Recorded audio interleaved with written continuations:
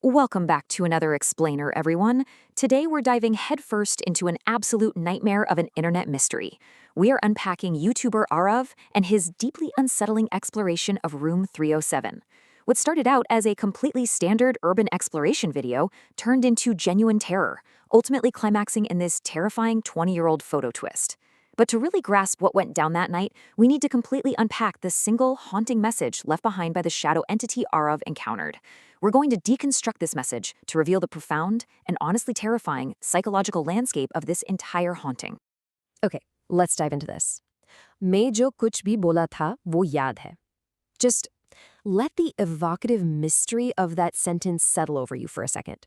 This is the cryptic, chilling message sitting at the absolute center of Arv's paranormal encounter. Even in its original phonetic structure, you can hear a distinct rhythm to it, a real heavyweight. This single phrase escalated a simple video into something profoundly dark.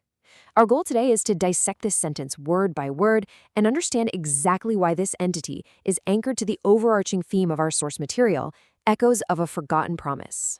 All right, let's start with part 1, the literal translation. First up, we've got the word bola. In English, this translates to said or spoken. But think about the subtext for a minute. It's the act of actually voicing words into existence. The visceral horror here comes from the terrifying reality that something in Room 307 physically spoke this. It points to a very specific physical action in the past, tying the start of this communication directly to the chilling supernatural events that kicked off at exactly 2:13 a.m. in that room. An entity took an idea, vibrated the air, and literally forced it out into the physical world. Then we hit the emotional anchor of the entire sentence. Yad, memory or the act of remembering.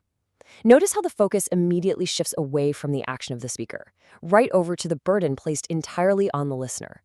In the context of our story, relate this directly to Arav and that terrifying 20-year-old photo. The entity isn't just asking a casual question, it's forcing Arav to confront a memory locked deep inside that photograph. Remembering takes real psychological effort, and in Room 307, that effort is being weaponized. So the crucial point is how these mechanics come together in the full English translation. Do you remember whatever I said? Look at the sheer directness of that. It's incredibly confrontational, isn't it? This isn't a ghost just trying to cause a cheap jump scare. It's a deeply personal, aggressive accountability check from a supernatural force. It's a demand loaded with dark history, immense tension, and a deeply unsettling lack of closure. Moving on to part 2, the forgotten promise. And this brilliantly illustrates the core tension of our source material.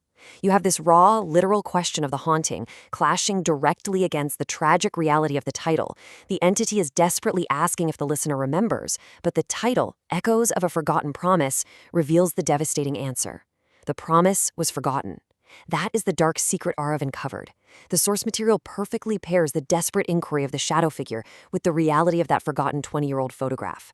They just feed into and elevate each other's terror. Which brings us to part 3, analyzing the echo.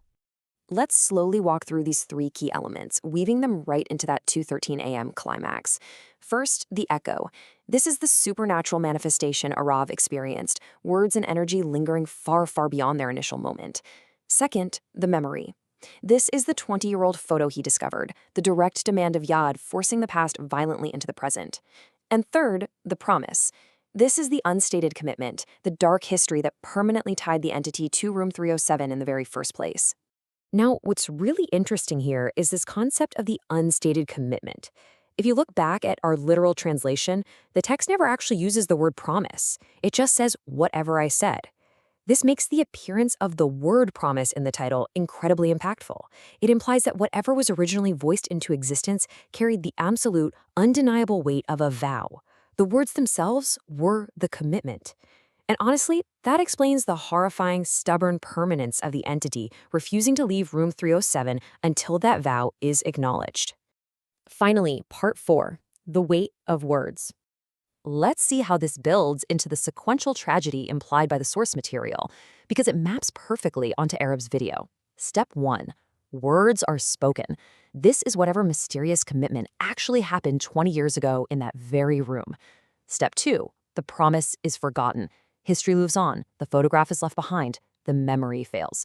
Which leaves us with the terrifying gravity of Step 3. An echo remains. the shadow entity remains anchored at exactly 2:13 a.m., trapped in an endless loop, aggressively forcing that memory back into the present day. As we wrap up this explainer, I want to turn the chilling nature of this source text back onto you. We've deconstructed the language and the very real horror Arav faced in room 307. But the absolute real terror here is that, just like Arav, the past might just be waiting in a dark room to ask if you remember. So I'll leave you with this to spark a little self-reflection.